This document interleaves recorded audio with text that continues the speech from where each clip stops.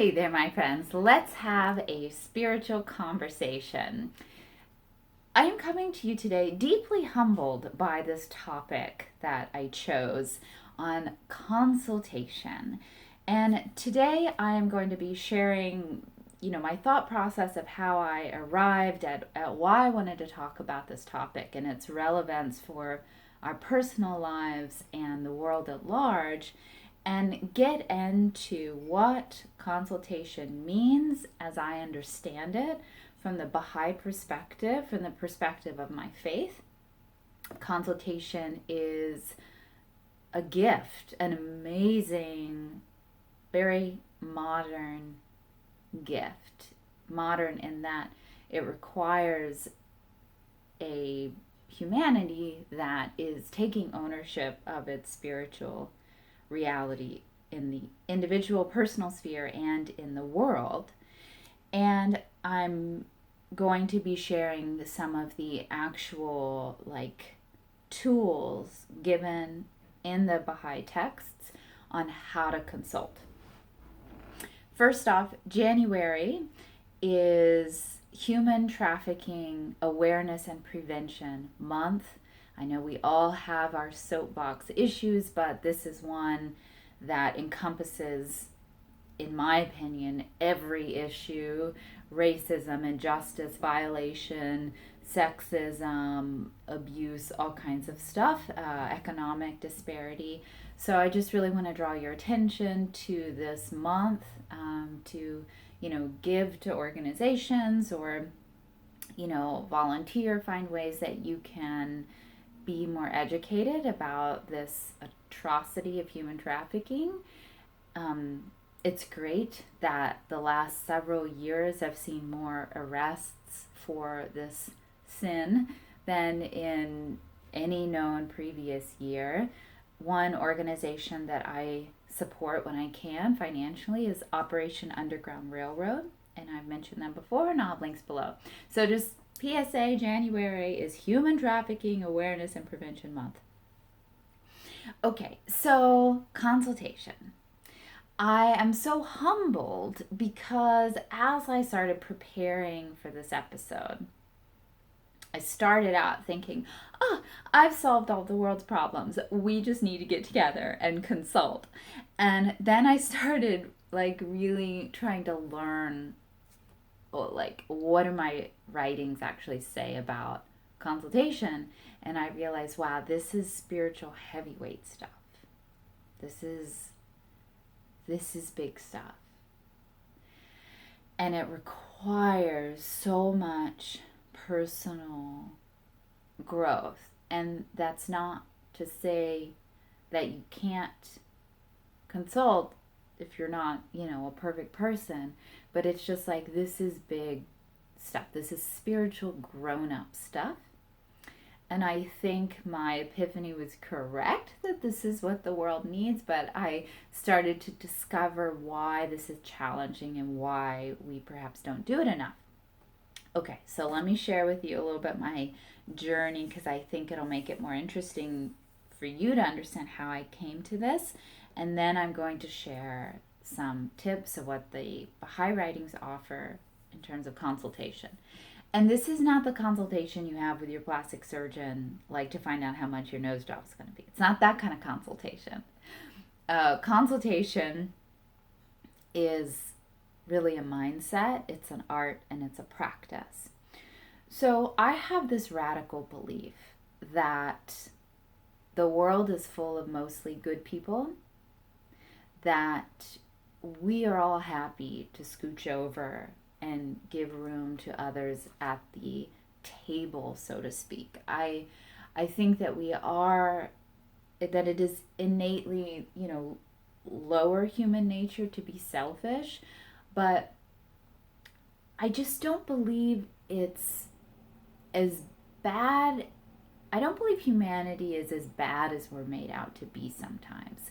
I think we all over the world, wherever you live, whatever color you are, I think people, want to lead happy lives, and they want to be healthy, and they want the people that they love their spouse and their children and their families and their communities to do well. And then beyond that, I think people are completely open to sharing resources and other people being happy and having dignity too. It's just sometimes there's other issues that get in the mix that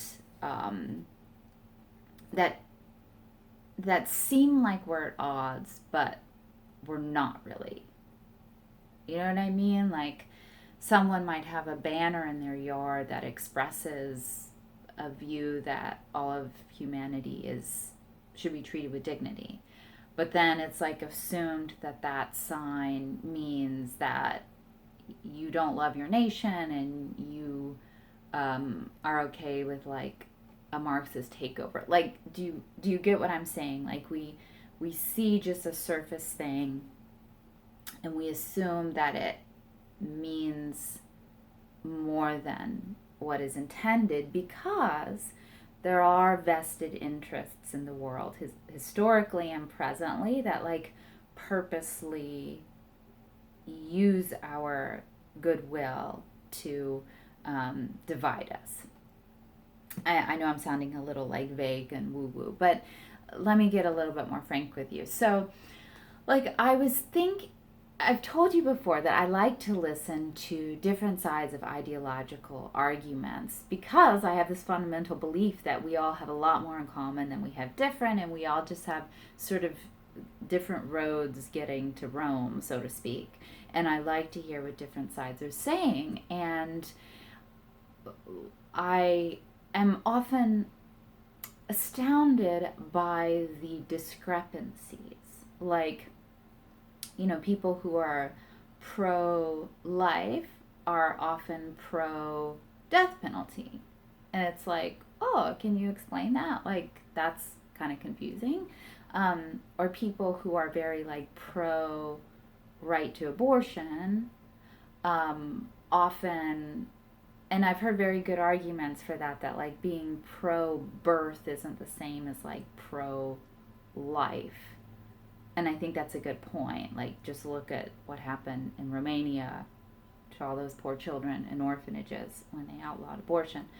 But it seems like that camp, so to speak, is also very pro-mandatory vaccines, which kind of defies the, like, one's body, one's choice.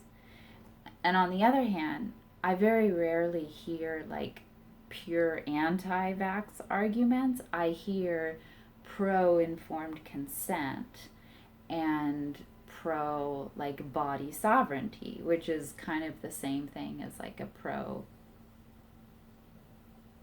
pro-choice, like right to abortion. So it's like stuff like that I listen to, and it's like, oh, you know, if you look at it from this angle, it looks like very contradictory. People often who are very like pro-environment and pro, you know, taking care of the environment and like pro-animal rights, like I've had them tell me like, oh, well, I don't really care about people that much. I care about the planet. You know, it's just like, oh, I'm confused. I thought that you were just like brimming with so much, you know, concern for all living things, you know, and humans are living things. So it was in this examining of like, oh, it's so interesting, the different discrepancies. And I think part of this is that we fall into this tendency, whether ourselves or we perceive it in others, and that's what I was trying to illustrate with the idea of like having yard signs and thinking it means all these things, is that these ideas often go in different buckets, you know, the left, right, or the north, south, or the east, west, or the religious, the secular, whatever. It's like, you know, buckets of people who believe X, Y, Z in quotes, or people who are on this side of the whatever spectrum of belief.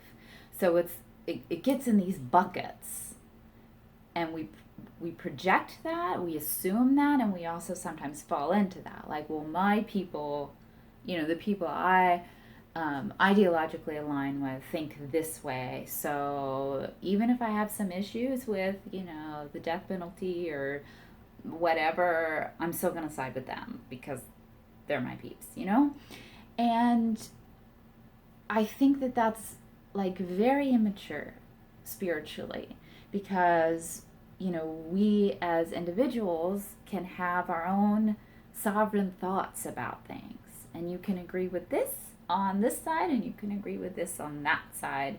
And I think the less we have like whole, you don't need every opinion to be part of a whole package deal, And so in looking at these discrepancies, like, oh, you really care about the quality of life, both of, say, a mother and also her, baby. So, like, you really care about the quality of life. And you know what? That's what these people care about, too. Like, I was thinking, I think people just need to talk to each other. I think we just need to be able to consult and not just package things into different contending views.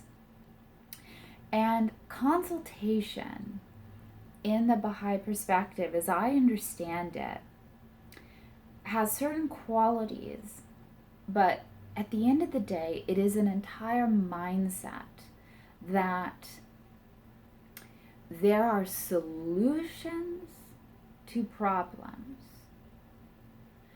that no one person is in possession of, but rather through the free and unfettered sharing of views and opinions, through the clash of differing opinions, not personalities, but the clash of different opinions, the spark of truth arises.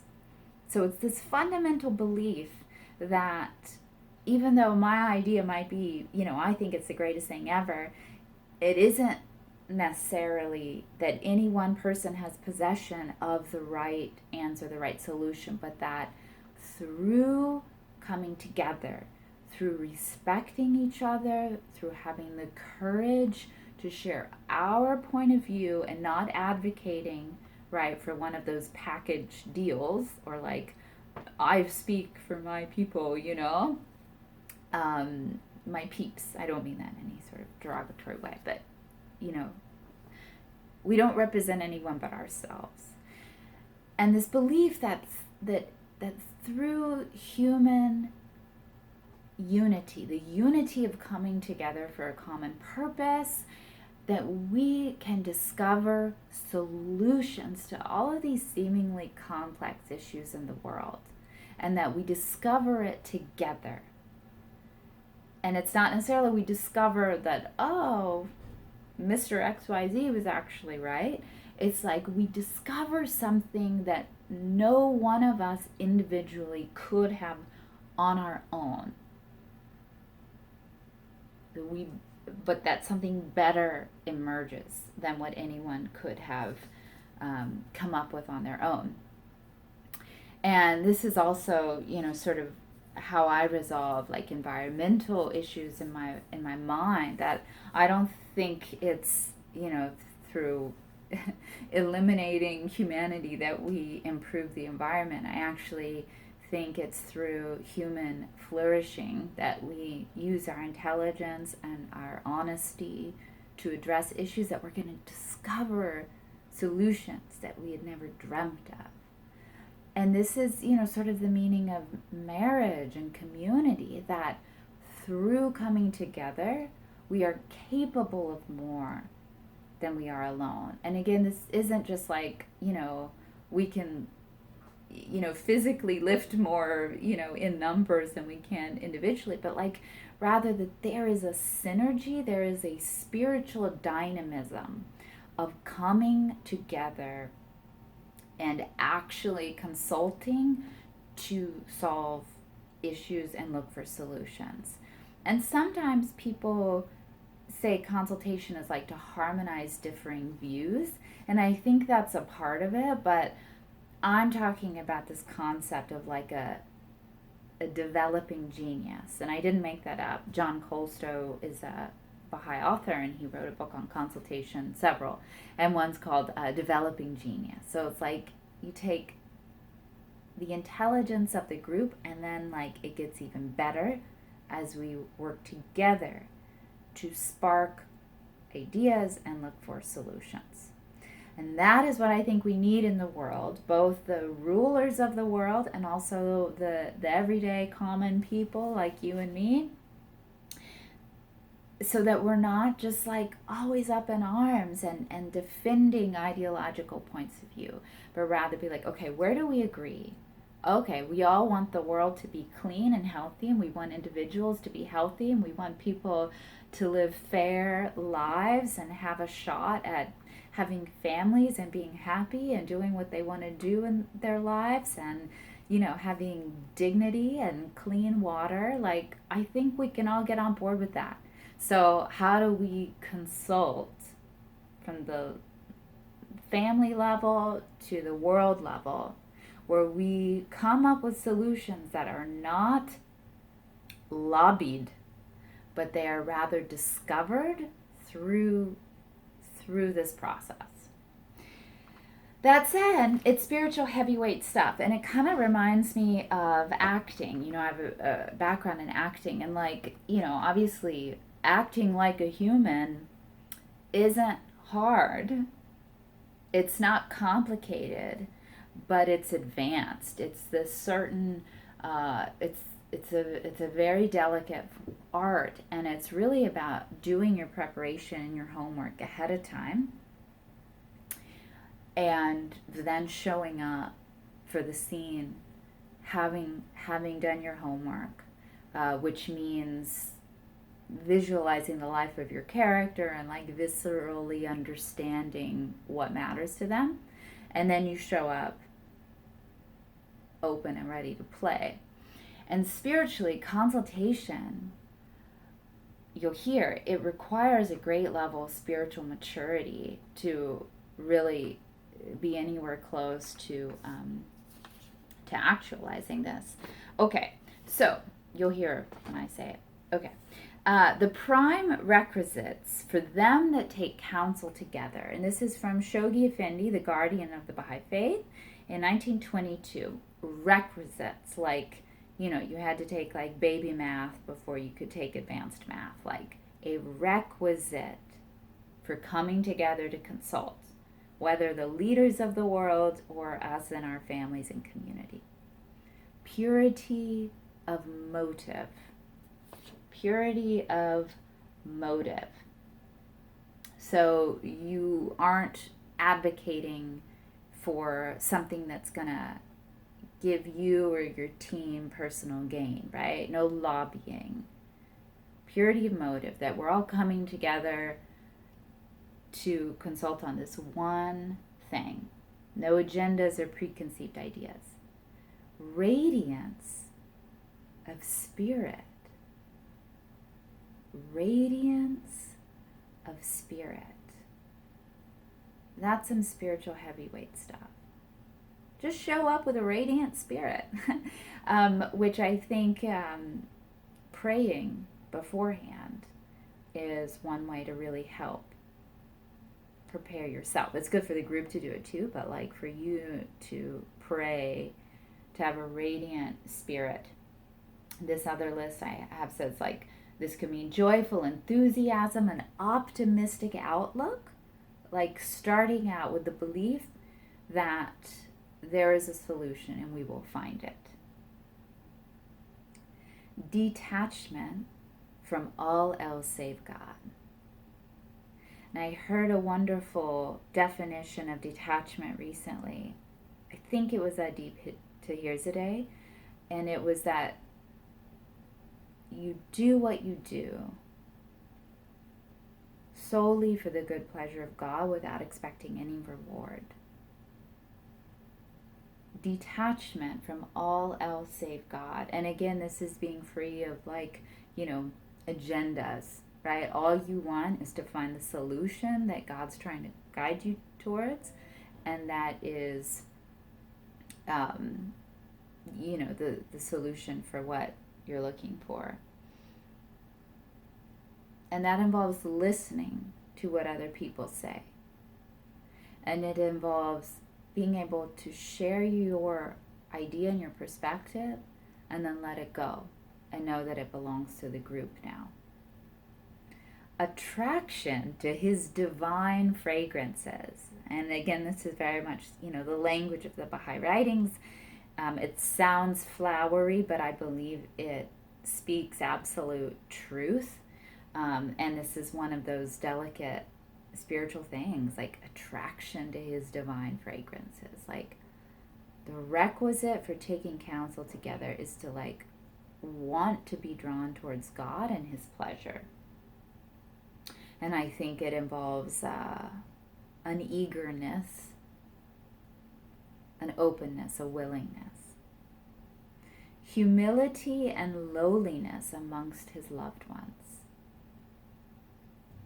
To be humble and lowly, to know that you are just a stepping stone for future generations to walk on.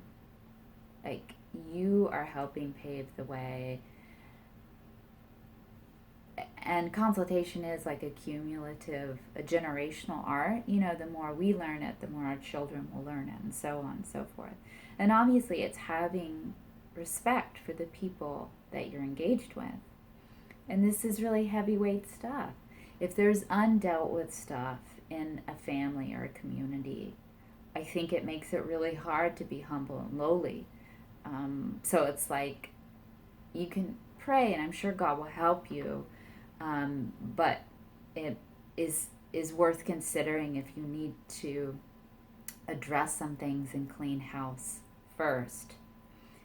Patience and long suffering in difficulties. Patience and long suffering. This says, grace under stress is essential for synergy. Synergy is that alchemical process that we're talking about, that developing genius where something greater and more precise comes out than any one person could have devised on their own. And this is reminding us that it isn't woo-woo. You don't just light some candles and in the smoke we see our answer. Patience and long suffering in difficulties. It might take a while. We might have to hold down the fort of respect for each other, of hope, and of keeping our eye on what it is we're here to consult about. And servitude is exalted threshold. Service, again, we are that humble pebble in the path of God. To just want to serve what is the good pleasure of God.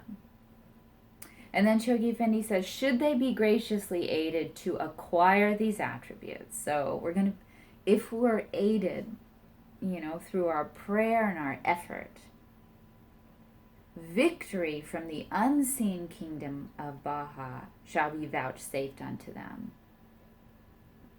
So it's a spiritual thing. And all of these are things that we can be practicing. That's what I meant by it's like acting. You practice these things before you're at the consultation table.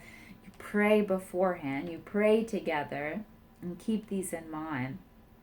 Purity of motive, radiance of spirit, detachment from all else save God, attraction to his divine fragrances, humility and lowliness, patience and long suffering in difficulties, servitude to his exalted threshold.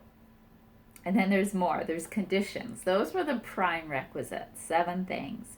Now, here are the conditions. The first is absolute love and harmony amongst the members of an assembly.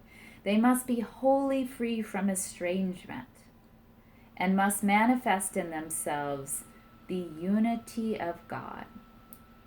This is spiritual heavyweight stuff. And again, it involves having to possibly address unpleasant things ahead of time so that you can be free from estrangement.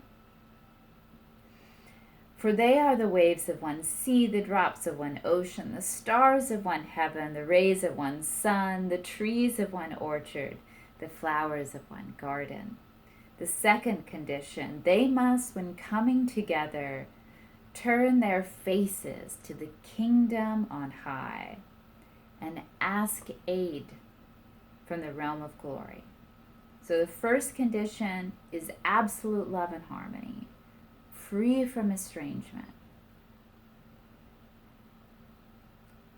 So you have to be able to do that first. And then come together and ask for help. Pray. Ask aid from the realm of glory. And then proceed with these qualities in mind. Devotion, which my immediate thinking is like a prayerful attitude, but it also means like consecration to and commitment to whatever you're exploring together. Devotion, courtesy, dignity, care, and moderation to express their views. And I think courtesy and care and moderation, those things really sort of take care of what PC, political correctness, is trying to achieve, which I personally think it's a whole other podcast, but I think it's very dangerous to like police speech. And I think if people proceed with courtesy and care and moderation, then we can have frank and unfettered discussion, right? But that's a personal responsibility. Yeah. So that's some of consultation. I'm learning this with you. Like, again, I felt very like clear, when I started, oh, this is it. This is what the world needs. And now I realize, oh, it's really advanced. But we can start practicing it. We can pray for help. We can clean house. We can, try to clear up things with people in our lives so that we have a foundation to start this. And ask for help. And, I really think being able to discern your point of view from just like what you've absorbed from, like I said, like we all sort of lean towards different camps, even if we don't mean to, like how we grew up or what our friends say on social media or the people we respect that are like maybe public figures. Really like practice discerning, like, well, what do I really believe about this? And then when the opportunity arises, like, try to share that. And we could do so much more on this topic, but, being able to speak frank and unfettered, and also with dignity and care and moderation. So that's a big jumble on consultation. I had wanted to do this episode before I really knew what it was going to involve. But I just couldn't resist the cool hand Luke association with having a failure to communicate. I believe in you so much. I believe in us, and I wish you the best for playing your part in making this world a better place. Make waves, my friends. Bye-bye.